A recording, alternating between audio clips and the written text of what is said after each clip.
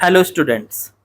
तो बच्चों, chapter number 3 motion in plane के क्वेश्चन चल रहे थे, एनसीईआरटी सॉल्यूशंस। चलो इनको करते हैं और क्वेश्चन नंबर 18 पे पहुंच चुके हैं। इस क्वेश्चन को जरा देखते हैं क्या बोला है इसमें। इसमें बोला है a particle starts from the origin at t equals to 0 second. एक particle t is equal to 0 second से ओरिजिन से चलना स्टार्ट करता है विद वेलोसिटी। तो पहले तो भाई ओरिजिन बना लेते हैं, जरा ओरिजिन बना लेते हैं। यहाँ पे आ गया आपका ओरिजिन ओ। अब पार्टिकल यहीं से चलना स्टार्ट कर रहा है और उसकी जो वेलोसिटी है वो किस डायरेक्शन में है, tan j कैप। मतलब वो डायरेक्शन है आपकी y की डायरेक्शन में, ये रहा पार्टिकल, और इसकी जो है tan j कैप मीटर पर सेकंड की स्पीड है। ठीक है। अब यहाँ से अगर हम कहें moves in x y plane with constant acceleration. अब इसके पास एक एक्सेलरेशन भी लगा है 8i cap plus 2j cap का। मतलब इस डायरेक्शन में हो गया 8i कैप, i की डायरेक्शन हो गई, 2j कैप इस डायरेक्शन में, तो लगभग इस डायरेक्शन में एक एक्सेलरेशन लगा है। उसकी वैल्यू कितनी दे रखी है, 8i cap plus 2j cap metre पर सेकंड स्क्वायर। तो ये हमें एक्सेलरेशन दिया हुआ है। एक्सेलरेशन के देखो दो कंपोनेंट हैं, और एक तो हो गया एक्स की डायरेक्शन में, आप इसको इधर लिख सकते हैं एक्सेलरेशन के दो कंपोनेंट। एक तो है 8i कैप, वो तो हो गया इधर 8i कैप। तो ये एक्सेलरेशन का देखो ये वाला कंपोनेंट, ये है एक्सेलरेशन का एक्स कंपोनेंट। और फिर इस डायरेक्शन में एक्सेलरेशन का y कंपोनेंट है, इस डायरेक्शन में 2j कैप, ये j की डायरेक्शन में है। अब आपसे पूछ लिया, आपसे अब इसमें ए पार्ट में जो पूछा है हमसे, वो पूछा है एट व्हाट टाइम, वो कौन सा टाइम होगा व्हेन द एक्स कोऑर्डिनेट, मतलब the x coordinate of particle is 16 metre, जब एक्स की वैल्यू 16 मीटर हो जाएगी। टाइम बताना है। देखो अगर हमें इस तरीके का सवाल मिलता है तो हमें ये देखना होता है कि एक्स की डायरेक्शन में पार्टिकल को कौन लेके जा रहा है। तो देखो एक्स की डायरेक्शन में पार्टिकल पे एक एक्सेलरेशन लगा हुआ है 8i कैप मीटर पर सेकंड स्क्वायर का। एक्स की डायरेक्शन में इसके पास कोई वेलोसिटी नहीं है, एक्स की डायरेक्शन में इसके पास कोई वेलोसिटी नहीं है, वो सिर्फ उसके पास है एक्स की डायरेक्शन में। देखो यहाँ पे वेलोसिटी जो है, इनिशियल वेलोसिटी 0 है। ठीक है। एक्स की डायरेक्शन में लेकिन एक्सेलरेशन है ये ए एक्स कह लो। ए एक्स का मतलब है एक्स की डायरेक्शन में एक्सेलरेशन का कंपोनेंट 8i कैप। तो अगर हम यहाँ पे सिर्फ एक्स के मोशन को चेक करें तो एक्स के मोशन में हम लगा सकते हैं इक्वेशन, और एक्स की वैल्यू 16 दे रखी है तो टाइम निकाल सकते हैं। तो कौन सी इक्वेशन लगाएं, वो लगा सकते हैं हम equation number 3, s is equal to u t plus half AT square.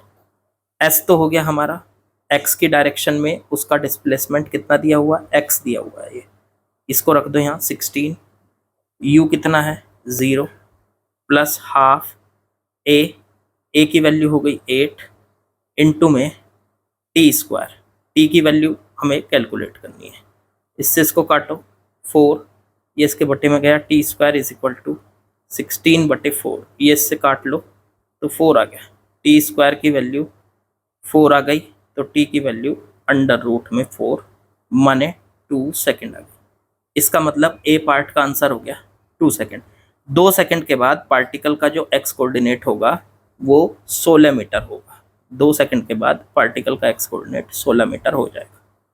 अब पूछा है इसने अगला सवाल, इसी में बी पार्ट, इसमें पूछा what is the speed of particle at this time. इस टाइम पे पार्टिकल की स्पीड कितनी होगी।